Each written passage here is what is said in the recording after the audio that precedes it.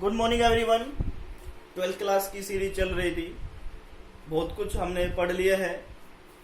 Potential से related हम चीज़ें पढ़ रहे हैं और आज हम डिस्कस करेंगे इक्वी पोटेंशियल सरफेस। नाम से पता चल रहा है equi means equal, potential means potential, surface means surface. कि सभी पॉइंट पे जो पोटेंशियल की जो वैल्यू है वो क्या होगी, सेम होगी।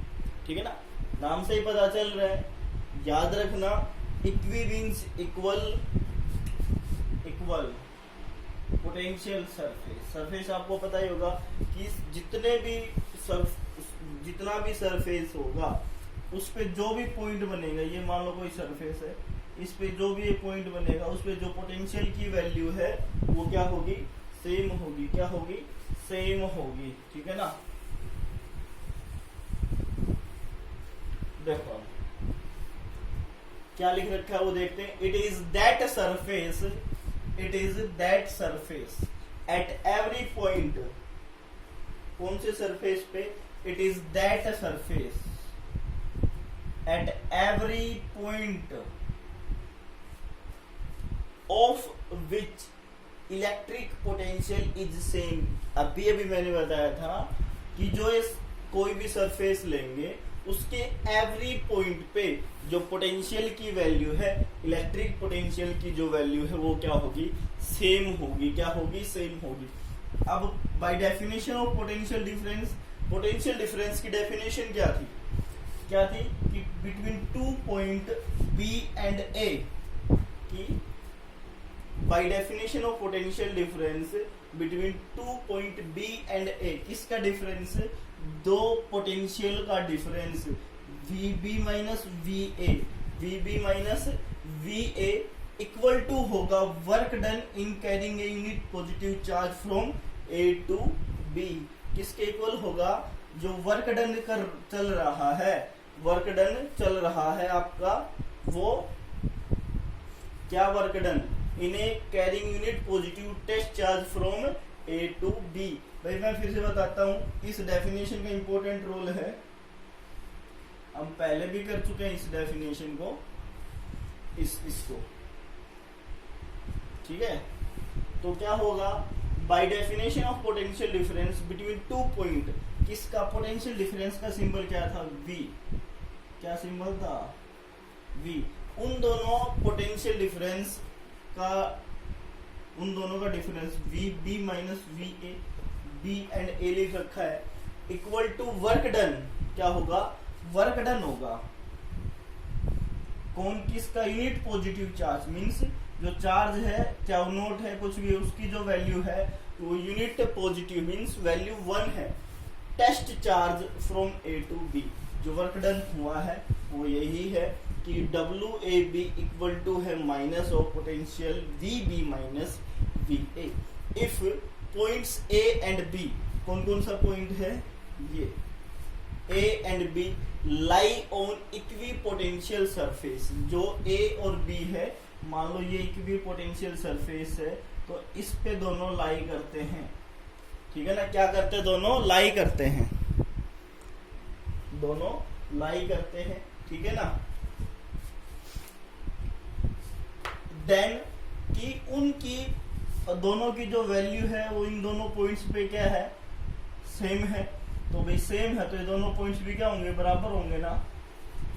ठीक है ना। If point A and B lie on equipotential surface, की A और B दो पॉइंट्स है जो किसी सरफेस पे लाई करते हैं। मैंने बताया कि प्रत्येक पॉइंट पे इक्वी पोटेंशियल क्या होगा, सेम होगा। जब इक्वी पोटेंशियल सेम होगा तो पोटेंशियल्स की वैल्यू भी क्या होगी, सेम होगी। ठीक है ना। अब हम ये दोनों इक्वल हैं तो वर्क डन कितना बचेगा? भाई हम ये लिख सकते हैं ना, WBAB equal to VA minus VA लिख सकते हैं। क्या हो जाएगा? 0 वर्क डन हो जाएगा। ठीक है ना। क्या हो जाएगा? 0 वर्क डन। तो हम इसको कैसे लिखें? No work is done, no work is done in moving the test charge. जब टेस्ट चार्ज मूव करेगा, क्या करेगा? जब टेस्ट चार्ज मूव करेगा, देखो नो वर्क इज डन, कोई वर्क नहीं हो रहा है। Moving the test charge from one point of equipotential surface to other. ठीक है ना, जब एक पॉइंट से दूसरे पॉइंट की तरफ इक्विपोटेंशियल सरफेस मूव कर रहा है तो कोई भी वर्क डन नहीं होगा। अभी मैंने प्रूव किया कि एक पॉइंट से दूसरे पॉइंट पे वर्क डन क्या होगा, 0। फिर आगे क्या करेंगे, if DL is small distance, DL क्या है, स्मॉल डिस्टेंस है, क्या है, स्मॉल डिस्टेंस, और द इक्विपोटेंशियल सरफेस, किस पे, इक्विपोटेंशियल सरफेस पे DL क्या है, स्मॉल डिस्टेंस है, through which unit positive charge is carried.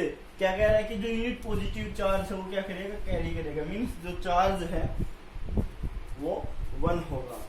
तो आप लोगों को क्या मिला, DW हमारे पास क्या था, वर्क डन था, स्मॉल वर्क डन था, और EDL कैसे आया मैं आप लोगों को बताता हूं, मैं इसको रफ कर देता हूं।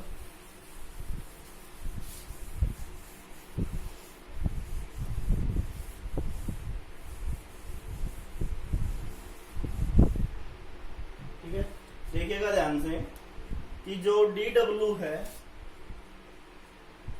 वो क्या बना, E वेक्टर डॉट DL तो क्या होगा, स्मॉल डिस्टेंस हो गया, किसके ऊपर है, इक्विपोटेंशियल सरफेस पे। DL क्या होगा, स्मॉल वर्क डन होगा जो हमने फाइंड आउट किया है। ठीक है, भाई स्मॉल डिस्प्लेसमेंट हुई या स्मॉल डिस्टेंस हुई तो स्मॉल वर्क डन होगा। लेकिन E कैसे बना, यहाँ पे आपको पता, E equal to F by क्या नोट, और ये बार बार बोल रहा है कि unit positive charge is carried, जो चार्ज है ना, टेस्ट चार्ज है, इसने बोला भी है टेस्ट चार्ज का यूज कर रहे हैं हम, जो टेस्ट चार्ज है उसकी वैल्यू क्या हो जाएगी, यूनिट पॉजिटिव हो जाएगी, तो E इक्वल टू क्या हो जाएगा, E इक्वल टू F हो जाएगा। ठीक है ना, E इक्वल टू F हो जाएगा, तो ये कंडीशन बन जाएगी आप लोगों की, DW equal to E dot DL equal to EDL cos theta. ठीक है, अब हमने प्रूव किया था कि जो वर्क डन है उस पे कोई जो नो वर्क इज डन, कोई वर्क डन नहीं हो रहा है इस पॉइंट पे इक्विपोटेंशियल सरफेस पे, तो DW की वैल्यू 0 हो गई, और कोस थीटा बराबर है 0 डिग्री। क्या हो गया भाई, 0 डिग्री, तो 0 डिग्री कहाँ होता है, कोस थीटा पे 90 पे। ठीक है ना, तो थीटा बराबर है 90, थीटा क्या हो जाएगा 90, मैथमेटिकल टर्म से सिंपल सी। अभी जो थीटा 90 हुआ तो इसमें क्या कंडीशन बनेगी, जो E है इलेक्ट्रिक फील्ड इंटेंसिटी, वो परपेंडिकुलर होगा किसके, DL के, जो हमने क्या माना था, स्मॉल डिस्टेंस मानी थी कि पोटेंशियल सरफेस पे, वो EDL, E परपेंडिकुलर है DL, वो क्या होगा आपके ऊपर या उस सरफेस पे, इक्विपोटेंशियल सरफेस पे क्या होगा, नॉर्मल होगा, परपेंडिकुलर होगा।